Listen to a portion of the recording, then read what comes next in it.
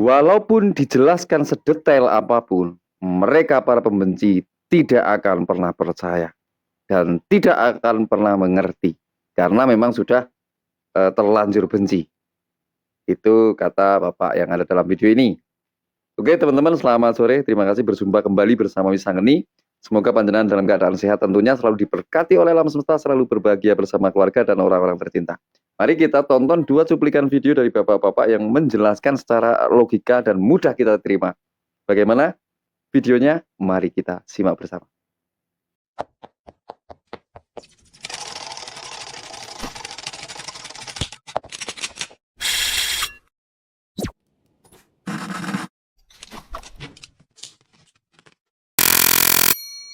No debat, ijazah Pak Jokowi asli. Tentu senang sekali saya mendengar berita ini, tapi sama sekali saya tidak kaget. Kenapa? Jika sedikit saja akal pikiran yang diberikan Tuhan ini kita pakai, maka saya yakin kita tidak akan ikut-ikutan menyebutkan ijazah Pak Jokowi ini palsu. Saya akan coba mengajak ke pemikiran logika yang paling sederhana. Misalnya Pak Jokowi kuliah tapi tidak sampai lulus. Masa sih dari puluhan atau ratusan teman kuliah Pak Jokowi satu angkatan, masa semua bisa diatur? Gak mungkin. Atau memang jika Pak Jokowi tidak pernah kuliah, yang katanya itu adalah adik iparnya, sama saja. Masa satu angkatan ada iparnya ini semua bisa diatur? No way. Berikut agak lebih jauh, kita coba tambah-tambah literasi. Jangan apa yang lewat di FYP kita itu langsung kita makan mentah-mentah. Sebelum jadi wali kota dan pengusaha mebel, Pak Jokowi sudah pernah bekerja di Aceh, yaitu di perusahaan BUMN PT Kertas Kraft Aceh. Tentu saja Pak Jokowi melamar dengan ijazah insinyur yang dilegalisir. Tahu sendiri kan gimana ketatnya dokumen lamaran yang harus diajukan ke PT BUMN itu. Dan saya tahu pasti ada juga yang bilang, wah, perusahaan itu kecolongan. Dan saya akan coba ikuti pola pikir negatif kalian. Anggaplah PT KKA itu kecolongan. Kalau itu terjadi, saya bisa pastikan tidak lewat dari 3 bulan Pak Jokowi akan dipecat. Kenapa? Tentu tidak punya kapabilitas untuk bekerja sebagai seorang insinyur. Faktanya, beliau bekerja sampai kurang lebih 3 tahun dan beliau sendiri yang meminta resign dan kembali ke Solo. Ini masih pemahaman pemikiran logika yang sangat sederhana. Belum lagi kalau kita ngomong bagaimana kelengkapan dokumen waktu Pak Jokowi itu melamar jadi wali kota. Dan waktu itu Pak Jokowi belum siapa-siapa, belum ada yang kenal beliau. Jangan kalian bilang beliau bisa ngatur itu. Memang narasi ini sengaja dibangun oleh orang-orang yang punya kepentingan. Habis ini nanti pasti ada lagi hal-hal yang lain. Tunggu saja. Ironisnya memang masih ada orang-orang yang termakan dengan mudah soal isu-isu belahan ini. Tentu siapa lagi kalau orang-orang yang selalu memelihara rasa benci. Karena kita tahu rasa benci membuat seseorang untuk sulit berpikir rasional dan selalu cenderung negatif. Oke kawan-kawan, saya selalu salam santuy. Setuju Bapak. Ijazah palsu.